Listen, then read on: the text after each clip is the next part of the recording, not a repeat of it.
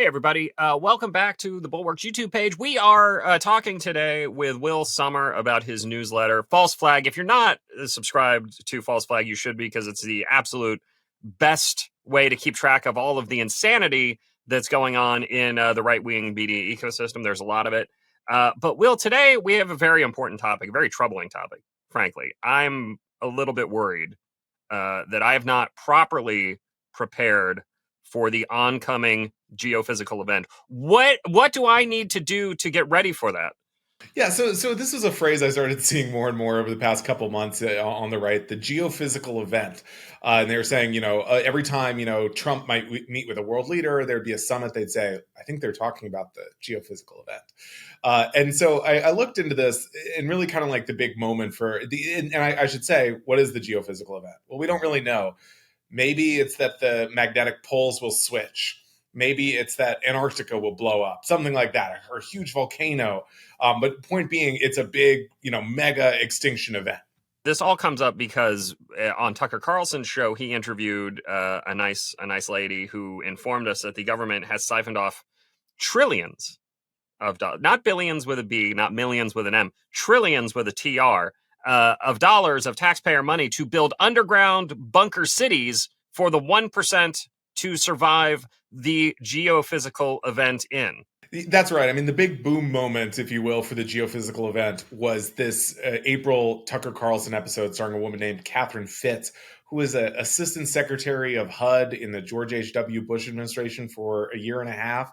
So not exactly necessarily the person you'd think would have all the secrets about the government. But basically, when she was at HUD and afterwards, like, she looked into contract malfeasance. She got accused of a little like contract shenanigans that she was cleared of. But basically, she was very interested in HUD contracting. And this evolved into this kind of obsession. And now she claims that $20 trillion has been stolen from HUD and other agencies. And her theory is that this was built to use bunkers underground across the world to prepare for this geophysical event or this this huge Earth cataclysm. We should clarify, because I said in America, but it is a global bunker city. It is not located just in Washington, D.C. For our elites. It is a global elite program. That's right. I mean, she says there are 170 bunkers in the United States alone, some of them underwater. So, it's not just underground. And so, I'm sorry, I need to interrupt you here. Under the ocean or under like lakes? How far underwater? She doesn't specify, right? Okay. I mean, I probably a mix. I'd assume if you have that many. And so her idea is that all of these elites around the world know that this, whatever it is, this big volcano or an earthquake or something is coming, and if you're not underground, you're going to be dead. And this gets into your area of expertise, because this is a plot line that we're seeing repeated a lot in entertainment right now. Sure. Well, the apocalypse always sells. You can't go wrong with the apocalypse. The Last of Us, of course, is very popular on HBO. Walking Dead was a huge hit for AMC for many years. The movie 2012, which of course was tied to the ancient Mayan prophecy of the end of the world happening in 2012 for reasons, climate shifting poles, whatever. No, the I do find it. Look, I find this all very, very interesting, because it's clearly insane. I do want to get ask about the Tucker Carlson portion of this, because there's when I watched clips of this, and I watched some clips of this when it first circulated, a month or two back. I was kind of struck by it, because Carlson himself, it's hard to tell how seriously he takes any of this. He's got that kind of smirk, he's always got that smirk. He reminded me of Bill Murray at the start of Ghostbusters 2. Do you remember Ghostbusters 2? Well, there's this Bill Murray is Peter Venkman is working as a like kind of fake local news show guy who's like interviewing crazy people. One of them's a psychic, one of them Ben Spoons, whatever.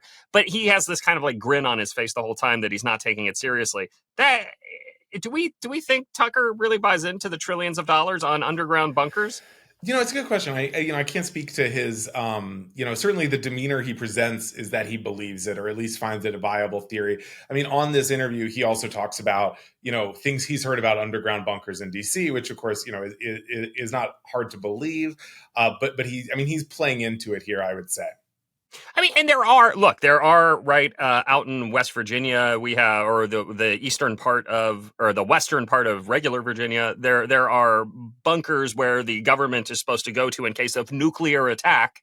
Right, there are these things, but the idea of a massive sprawling, you know, trillions of dollars that have just disappeared, that strains credulity a little bit. Yeah, I mean, and specifically, her claim here is that there is something that's going to happen to the Earth that the people in power know about, and so they're building these bunkers, and they're not telling the rest of us to avoid causing a panic. Which I would note is also literally the plot of Paradise on Hulu this year.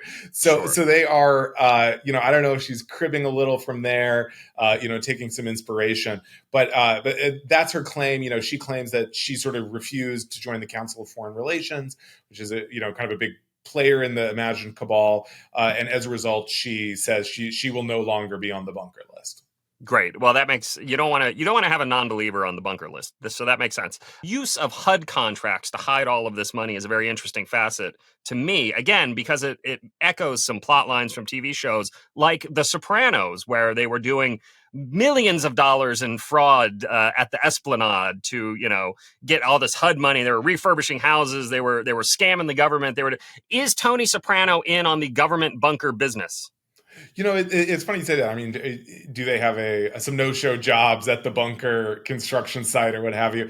I mean, it is, I guess, diagnosing this former HUD official, it seems like she just became obsessed with missing money. And rather than saying, well, are we paying too much to the developers of this HUD property or something, she jumped to the bunker, which I think is a bit of a leap. But now, I mean, it's catching on. There are geophysical event X accounts that are kind of diagnosing or saying, maybe it's this ancient Mayan prophecy mixed up in there. So this is, I would say, sort of the conspiracy theory with really a lot of movement on it on the right. And this is like kind of the root problem here is, all right, you one crazy thing goes viral, and then all of a sudden you have dozens of other accounts piggybacking on this and doing the same thing and aiming to enter the algorithm the same way and get audience and of course revenue sharing that way.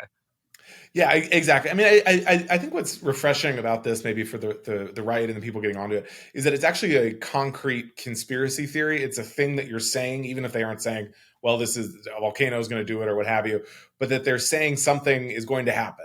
And for the past few years, we've been dealing with a lot of kind of nebulous conspiracy theories. It's sinister forces, shadowy agendas.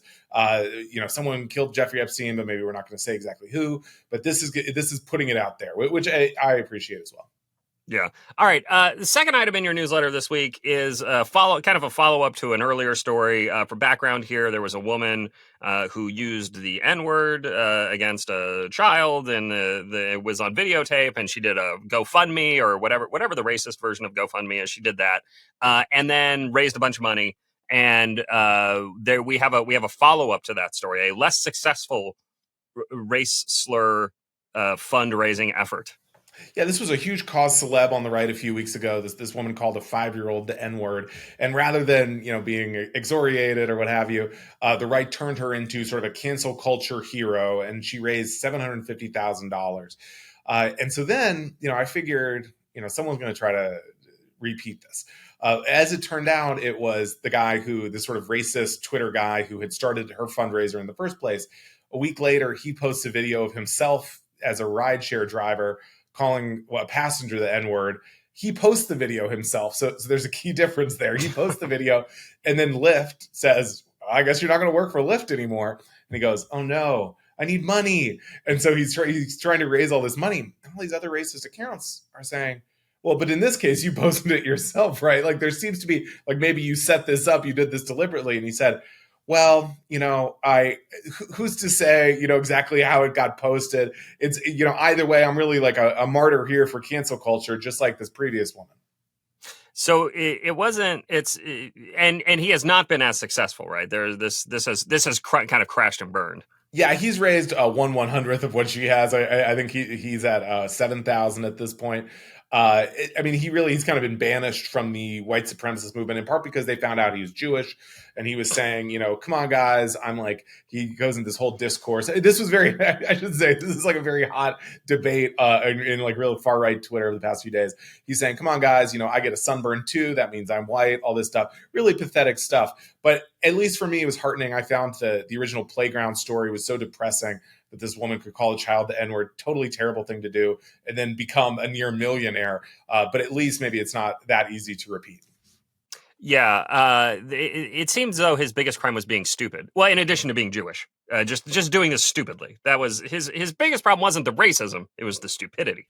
Exactly. I mean, his mistake was doing it. I mean, people were just saying, but you uploaded it yourself, right? And the guy said, well, yeah, but I still don't think I should face consequences. And, one of these other racist guys said, look, I'm very racist online myself.